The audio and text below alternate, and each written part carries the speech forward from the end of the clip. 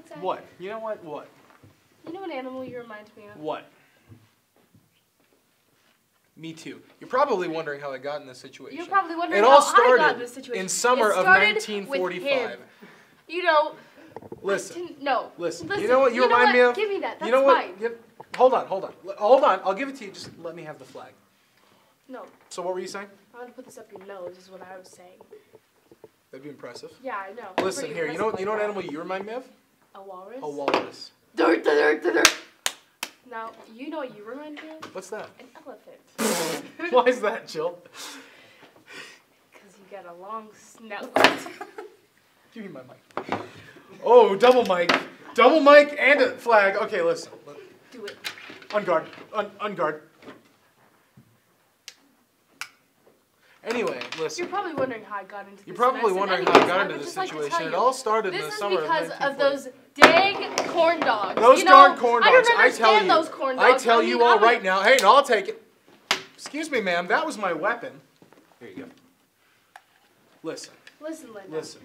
Listen. Look it. I got a splinter in my forehead, and it feels great. You know what? It looks great too. Yeah, thanks. Really brings out your eyes. I've been told that. It really brings out your eyes. Brings out those caterpillars on your face. Yeah, well, same to you. Touche. The feeling is mutual. And we've got another mic. All right. Oh, Mike. Lewis, get out of here. Come back. We need more mics. We need more mics. Okay, listen. So here's the deal. Here, let me tell you something, Jill. Take them. Take them. Give them to me. Don't touch me. Jill. No. So listen, here's what I have to tell you about who you are as a person, Jill.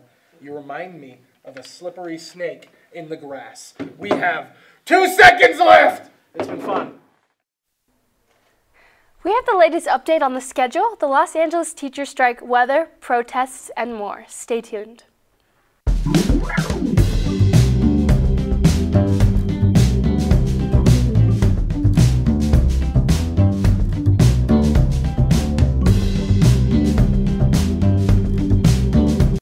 Hello and welcome to NCTV. I'm your anchor Jillian Wallace, and today is Friday, January 18th.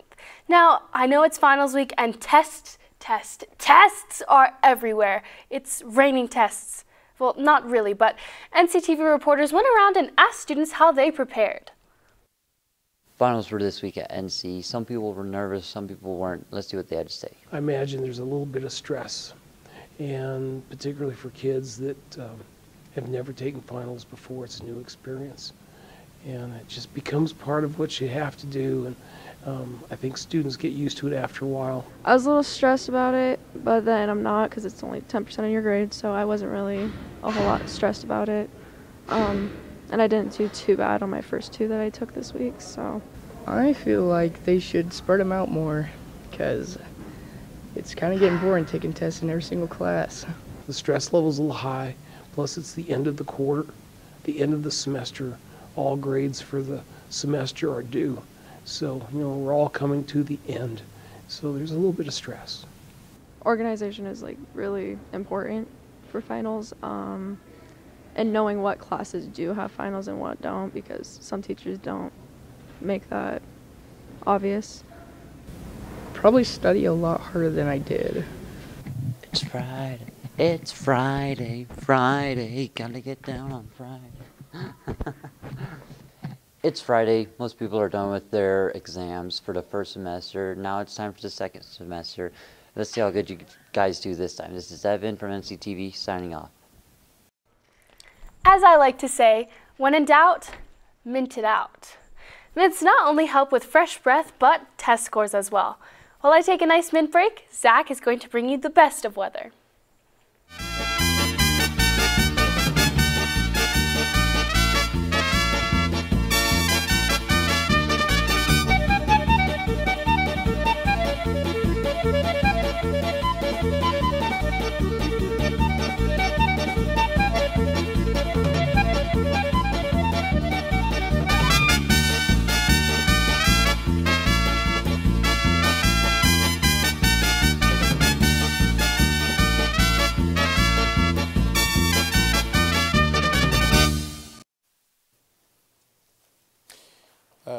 Sean, I'm inside today. Sean, I'm over here. Sean, over, behind you. No, little more, buddy. No, other way. cameraman. Come on, keep it going. A little more. No, you somehow passed me. Hello? Sean, would it help if I moved my lamp? Buddy, over here, buddy. Hey, right there. Good morning. My name is Zago Nago, and I'm always here to bring you the weather, except today it's a little too cold to be outside. That's why we've got all these lamps set up. We've got a light snow and some wind coming in from the southeast. You know what? It's actually kind of a little too hot. Can you guys fan me off? These lights are getting a little too hot for me. Can you? That's what I have them for. Thank you so much. Back to you, Jill. Lovely weather we've been having. Yay! It has brought wind chill and the flu, so remember to wash your hands because we here at NCTV don't want to see you ending up in the hospital during this sickness season.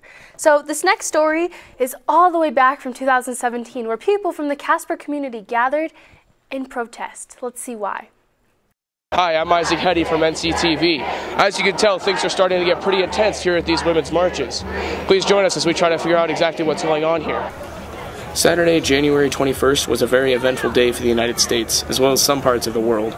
Millions took to the streets in protest, fighting for equal rights and an end to racial and gender discrimination.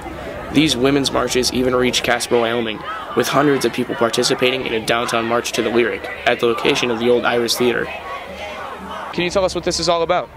Sure. We just wanted to march in protest of the new White House administration. We want to maintain women's rights, minority rights, LGBTQIA+ rights, immigrants' rights. We want to mend race relations. We don't want to be keeping people out of our country. We want to make a unified motion towards freedom and equality for all. We're from all different backgrounds, all different, pretty much all different political beliefs, and all different. Everybody was invited, not just from one political side or another. The Casper Women's March and several good groups here with good causes, and they're just here to express their First Amendment right to come out and show for a cause. So our main position is just provide security here and ensure that it happens. So it's a lot of good causes. I'm glad they got the opportunity to do it. For too long, women have spent time in the shadows and they don't have the fundamental rights. And so making it known that for our current president now that we need to have women's rights, equal rights, is a big deal. I feel like men have an important role. It's just like, you know, the African American movement in the 1960s. White people had to be part of it too to get things done. I mean, the Christians and the monasteries were some of the biggest people, and those were white people. So just like that, men can be used to empower women and make them feel stronger. Instead of pushing them out of politics, instead of pushing them to the sidelines and saying this is a man's job. I work as an engineer. I know that, you know, we always say this is a man's job. Well, no, women can do it too. This may have been a small event in a small town, but it was made clear today that this is no small issue. This has been Isaac Hetty at the Lyric downtown from NCTV. Over the last few days, Los Angeles teachers have been going on strike. Zach, Jess, and Tanner bring you the latest.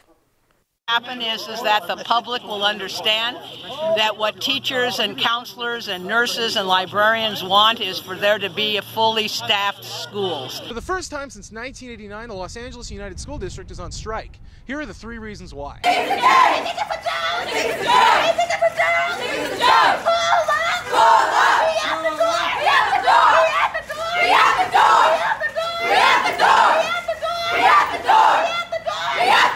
Reason number 1, class sizes are just gigantic. Classes like history, science, and math, which usually do better with groups of 10 to 15, are now packed with groups of 30 to 45 students each, and teachers just can't handle it. So we tell them, we are the union, we are the union, the mighty, mighty union, the mighty, mighty union, fighting for justice, and for education. Reason number 2, pay. Unfortunately, teachers in the LAUSD school district and around the country are usually decently underpaid. LAUSD Superintendent Austin Butner has repeatedly gone on live TV stating that the raises they've been asking for years are just not financially feasible.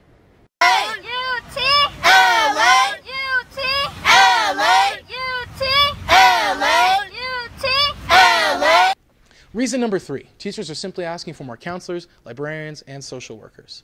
600,000 students and 32,000 teachers are currently left in a state of limbo all across Los Angeles. Only a quarter of students are showing up. This has been Zach Nagy with the news and not the weather. Back to you, Jill. Telling the district it is time to spend some of that money they put away for a rainy day. For heaven's sakes, it is raining, and it's time to spend it because the students in this district are worth the investment. And that's why I'm out here with the teachers. Thank you. I hope all ends well for those teachers and thanks, Mike, for the mic. I hope all ends well for those teachers and students. Our next story, I really don't know what it is, so here we go. This week, we bring you another story. This time, our anchor didn't have any idea what it was because they didn't know we had a story. We snuck our story through our professional filters to bring you another weird, nerdy story. This week, we're doing a story about Magic the Gathering, which is like a trading card game. Well, I'm not qualified to tell you what it is, so let's take it to Ben Means and he'll tell you what it is. Magic the Gathering is a pretty sweet trading card game. It's been around since the early 1990s, and it's adapted and evolved over time all the way up until present day. It's a cool little game where you can get some friends together, build decks, build just about anything you can think about, and play Magic.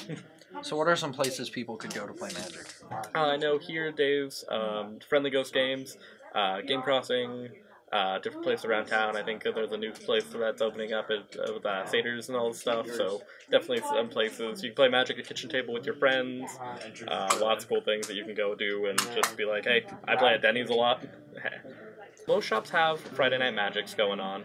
I know on Wednesday night, Dave's does casual play. Thursday night, Ghost does drafts.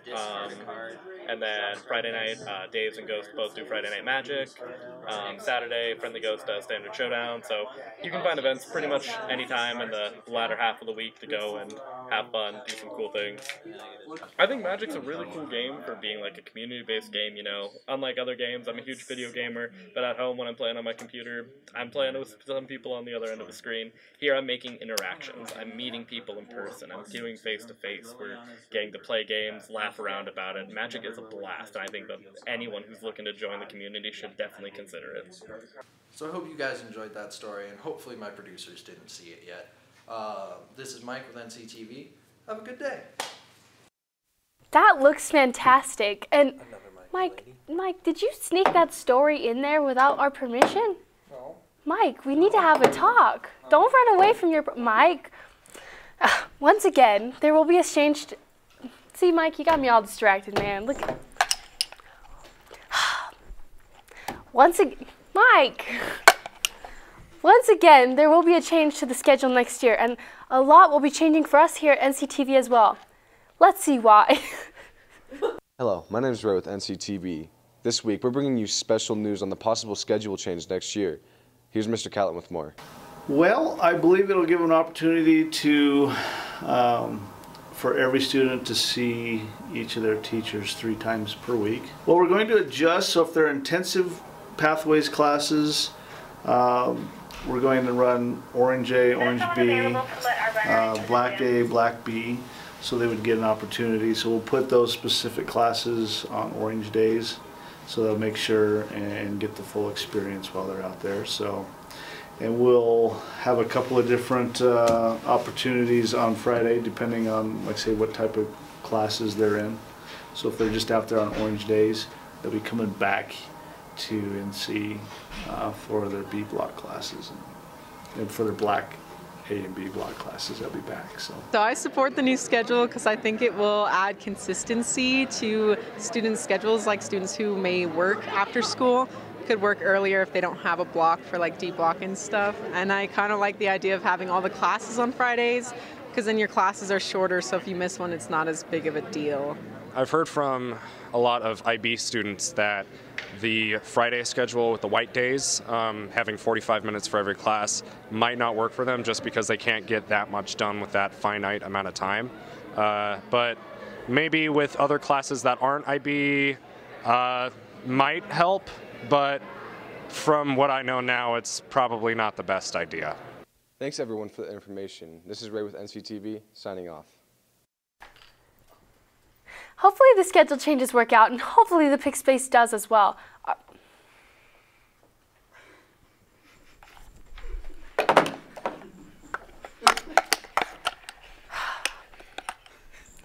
Our quote of the week is, be who you are and say what you feel, because those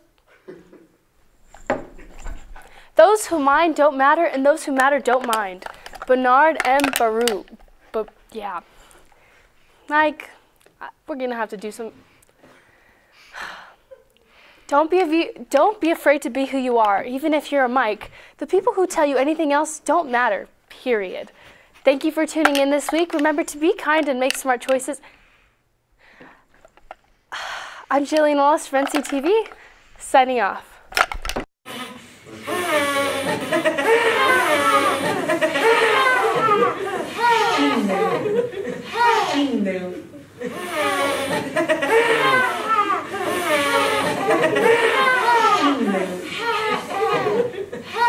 No.